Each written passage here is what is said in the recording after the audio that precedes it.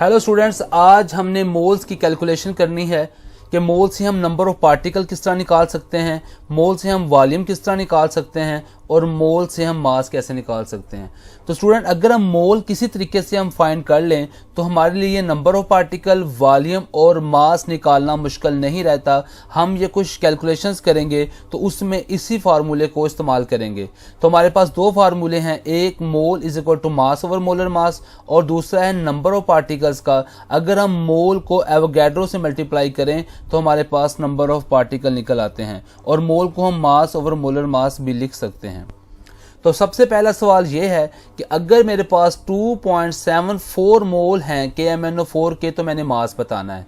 तो मोल हैं, मैंने मास बताना है, तो मुझे मोल से मास जाने तक के लिए मुझे मोलर मास से मल्टीप्लाई करना पड़ेगा। तो अगर मैं मोलर मास फाइंड कर लूँ और फिर मोल से मल्टीप्लाई कर लूँ तो मेरे पास मास आ जाएगा। तो सबसे पहले मैंने इसका मोलर मास फाइंड करना है। मोलर मास फाइंड करने का तरीका ये है कि आपने फार्मूले को लिखना है और उनके साथ जितने नंबर ऑफ एटम्स हैं उनको मल्टीप्लाई कर देना है। मिसाल के तौर पर ऑक्सीजन के साथ 4 है तो हमने ऑक्सीजन के साथ 4 को मल्टीप्लाई कर देना है। बाकी सबके साथ 1 था इसलिए मैंने लिखा नहीं, क्योंकि उससे कोई फ़र्क नहीं पड़ता। तो जो भी एटॉमिक मासेस होंगे इनके वो लिखेंगे, फिर सबको कैलकुलेट करेंगे तो मेरे पास मोलर मास आ जाता है। मोलर का मतलब होता है 1 मोल, मोलर मास 1 मोल का मास। तो स्टूडेंट, हम ये फार्मूला इस्तेमाल करेंगे, mole is equal to mass over molar mass. तो हम मास फाइंड करनी है तो मोलर मास को उधर ले जाएंगे और उधर जाके वो मल्टीप्लाई हो जाएगा और उसके बाद जब हम वैल्यू पुट करेंगे हमारे पास मोल 2.74 हैं और हमारे पास जो मोलर मास है वो 158 है। तो हमारी कैलकुलेशन के मुताबिक 432.9 ग्राम मास आ गया।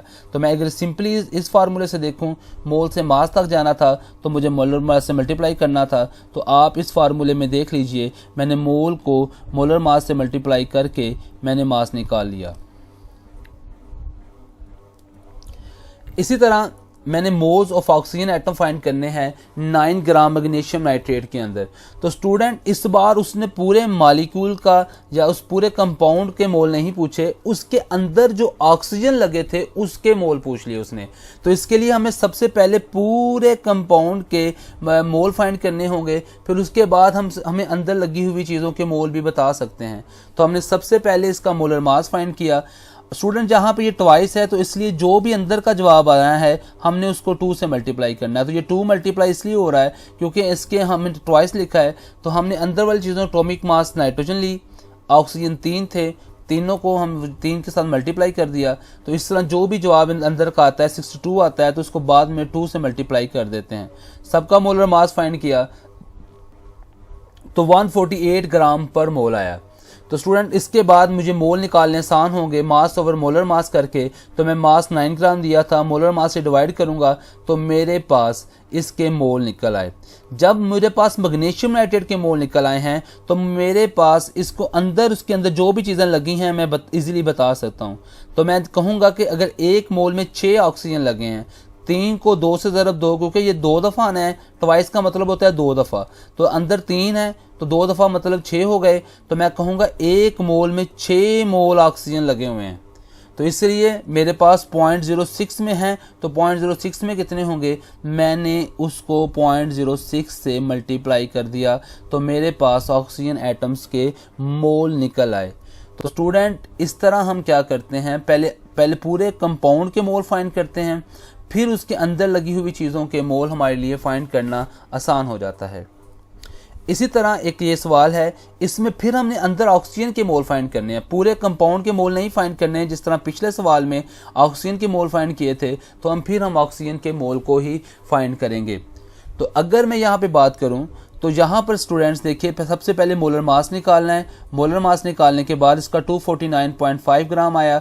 पानी 5 दफ़ा है तो इसलिए एक पानी का मोल 18 होता है। तो मैंने 5 को 8 से ज़रब देके इकट्ठा इसका 90 कर दिया। तो इसका मोल मास ओवर मोलर मास करके इसका जवाब आया 0.04 मोल।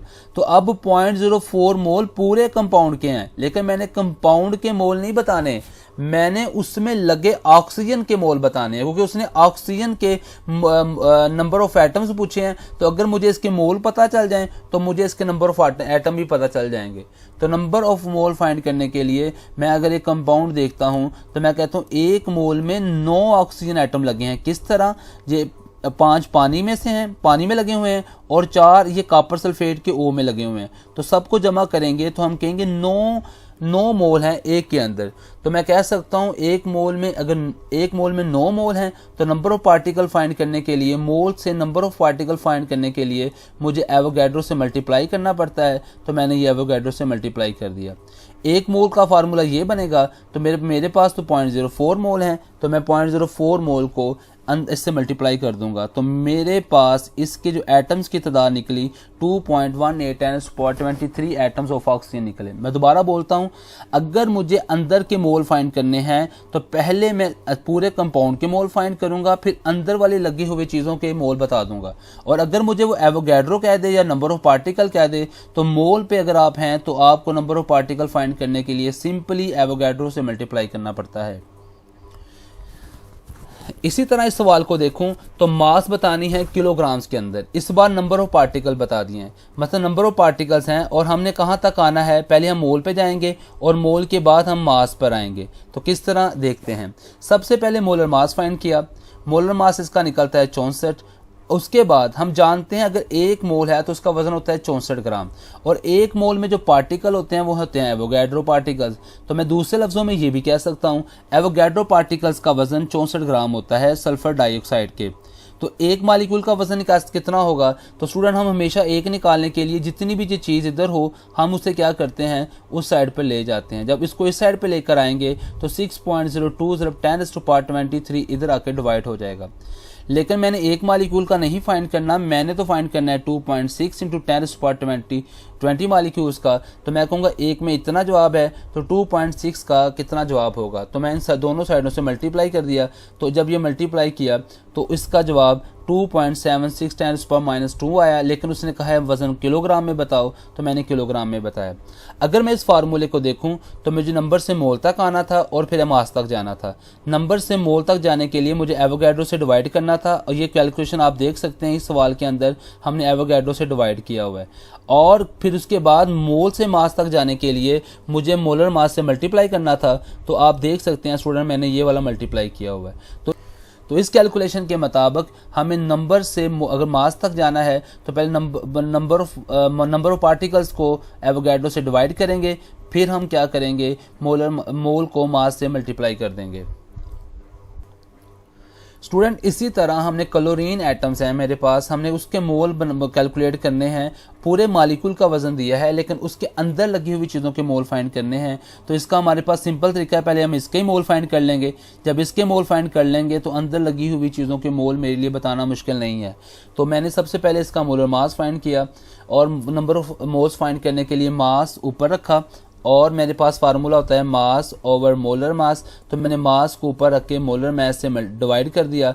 तो इसका जवाब आया मास ऊपर 0.822 ग्राम है, मोलर मास 99 ग्राम है। तो इसके इतने मोल निकले। जब इस पूरी चीज़ के मोल निकल आएंगे तो अंदर लगी हुई चीज़ों के मोल बताना मुश्किल नहीं है, क्योंकि उसने क्लोरीन के पूछे हैं। तो अगर आप फार्मूला देखें तो एक मालिक्यूल के अंदर दो एटम्स हैं। तो इसका मतलब है 1 मोल अगर इसका हो तो उसके अंदर 2 मोल Cl के लगते हैं। तो मैं कहूँगा अगर ये 1 मोल है तो उसके अंदर 2 मोल Cl के होंगे। लेकिन अगर मेरे पास 8.93 10⁻³ मोल्स हैं तो उसमें कितने होंगे, आप इससे मल्टीप्लाई कर दें। तो स्टूडेंट इस तरह हमने क्या किया, जो आंसर आया इसका आया 1.68 × 10⁻² मोल्स ऑफ क्लोरीन एटम। ये सवाल पिछले सवालों की तरह मैच करता था। पहले हमने इसके मोल फाइंड करने हैं, फिर उसके अंदर लगी हुई चीज़ों के मोल कैलकुलेट करना आसान हो जाएंगे। इसी तरह मेरे पास मास मैंने फाइंड करना है और मेरे पास नंबर ऑफ पार्टिकल्स हैं। स्टूडेंट फिर वही वाली बात, नंबर से मास तक जाना है तो आपके पहली कैलकुलेशन बताई है कि डिवाइड करेंगे एवोगैड्रो से, फिर हम क्या करेंगे मास से मास तक जाने के लिए हम मोलर मास से मल्टीप्लाई करेंगे। तो सबसे पहले इसका मोलर मास फाइंड किया जो कि आया 155 ग्राम। तो मैं कह सकता हूँ एक मोल का वज़न 155 ग्राम है, क्योंकि एक मोल में 6.02 × 10⁻23 पार्टिकल्स होते हैं। तो मैं कह सकता हूँ कि इतने पार्टिकल का वज़न 155 ग्राम है। एक पार्टिकल का कितना होगा, जितनी भी चीज़ इधर ले आया उसके बाद मैंने 2.78 मालिक्यूल्स को हमने दोनों साइडों पे मल्टीप्लाई कर दिया, तो इस तरह मेरे पास मास निकल आया। अगर आप मैं इस फार्मूले को देखूं तो मुझे पहले इस तक जाने के लिए मुझे एवोगैड्रो से डिवाइड करना था, और आप देख लें मैंने यहाँ पे डिवाइड किया हुआ है। फिर उसके बाद मुझे मोल से मास तक जाने के लिए मुझे मोलर मास से मल्टीप्लाई करना था, और आप देख लें मैंने यहाँ पर मल्टीप्लाई किया हुआ है। तो उसके बाद मेरी कैलकुलेशंस क्या हुई, इसका जवाब निकला। इसी तरह ये सवाल के अंदर हमने पोटाशियम क्लोरेट हमारे पास 100 ग्राम है। ये सवाल 2 पार्ट्स के ऊपर मुश्तमिल है, दूसरे में दूसरी कैलकुलेशंस हैं। तो इस पार्ट के अंदर आप देखिएगा कि आपने number of moles and formula units, number of particle अगर आयनिक कंपाउंड के हों तो उसे हम फार्मूला यूनिट्स कहते हैं, फाइंड करने हैं। ग्राम दिया है, नंबर ऑफ पार्टिकल तक जाना है, मास से हमने नंबर ऑफ मोल तक जाना है, तो मास से पहले मोल फाइंड करेंगे। इसका तरीका क्या है, हमें मोलर मास से डिवाइड करना पड़ेगा। तो हम सबसे पहले इसके मास को, जो कि 100 ग्राम दिया गया है, को इसके मोलर मास से डिवाइड करेंगे तो इसके मोल निकल आए। जब मोल पे आ जाएंगे तो मोल से नंबर ऑफ पार्टिकल तक जाने के लिए हमें एवोगैड्रो से मल्टीप्लाई करना पड़ेगा। तो एक मोल में 6.02 × 10⁻23 फार्मूला यूनिट्स होते हैं, तो 0.816 में मल्टीप्लाई करके एवोगैड्रो को इतने पार्टिकल्स निकले हैं। तो स्टूडेंट इसके बाद इतने ही मोलों के अंदर हमने ये भी बताना है कि पोटाशियम के कितने एटम लगे हैं, क्लोरीन के कितने लगे हैं और ऑक्सीजन के कितने लगे हैं। तो हम पहले भी जानते हैं कि अगर हमारे पास एक चीज़ निकल आए तो उसके अंदर लगे हुए मोल बता सकते हैं, और हमारे पास जब उसके मोल आ जाएंगे तो उसके हमारे नंबर ऑफ पार्टिकल तक जाना हमारे लिए मुश्किल नहीं होगा। फॉर एग्जाम्पल इस सवाल को देखें तो हमने हमारे पास मोल हैं, हमने पहले अंदर लगे हुए पार्टिकल्स के मोल बताने हैं, फिर उनके नंबर ऑफ पार्टिकल बताने हैं। तो हम किस तरह फाइंड करेंगे, अगर इसकी इक्वेशन देखें KClO3 में एक K पॉजिटिव आयन है और एक क्लोरेट आयन है, तो इस कैलकुलेशन के मुताबिक K पॉजिटिव आयन बताना है। अगर एक मोल में इतने पार्टिकल्स हैं तो इसके, क्योंकि इसके एक मोल के साथ एक ही मोल बनता है, तो इसमें भी 0.816 के साथ इसके भी इतने ही मोल बनेंगे, और इसके भी इतने 0.816 ही बनेंगे। तो मैं कहूँगा कि 1 मोल में इतने के पॉजिटिव आयन हैं, और 0.816 में 0.816 मोल को इस एवोगैड्रो से मल्टीप्लाई करके इसके पार्टिकल निकाल लेंगे। इसी तरह मेरे लिए नज़दीक अगर क्लोरेट आयन निकालना है तो वो भी कैलकुलेशन इसी तरह ही है कि एक मोल एक क्लोरेट आयन देता है, तो 0.816 भी इतने ही देगा। उसके बाद 0.816 मोल ही देगा, तो एवोगैड्रो से मल्टीप्लाई करके उसके हम पार्टिकल या आयन निकाल लेंगे। इसी तरह उसने क्लोरीन एटम पूछा है, तो अगर मैं कंपाउंड देखूं तो उसमें क्लोरीन एक ही है, तो इसका जवाब भी 4.91 × 10⁻23 आएगा। लेकिन ऑक्सीजन देखें तो ऑक्सीजन 3 हैं, तो मैं कहूँगा एक मोल में 3 ऑक्सीजन एटम्स हैं। तो उसने जब पार्टिकल पूछ लिए तो मैं एवोगैड्रो से मल्टीप्लाई करूँगा, लेकिन मेरे पास पूरा मोल नहीं है, मेरे पास 0.816 है, तो मैं उसके बाद क्या करूँगा, उसको 0.816 से मल्टीप्लाई कर दूँगा। तो स्टूडेंट ये कैलकुलेशंस, हम मोल से नंबर ऑफ पार्टिकल तक जाना, तो मोल तक आना हमारा मेन मकसद होता है, उसके बाद हमारे लिए कहीं भी जाना मुश्किल नहीं।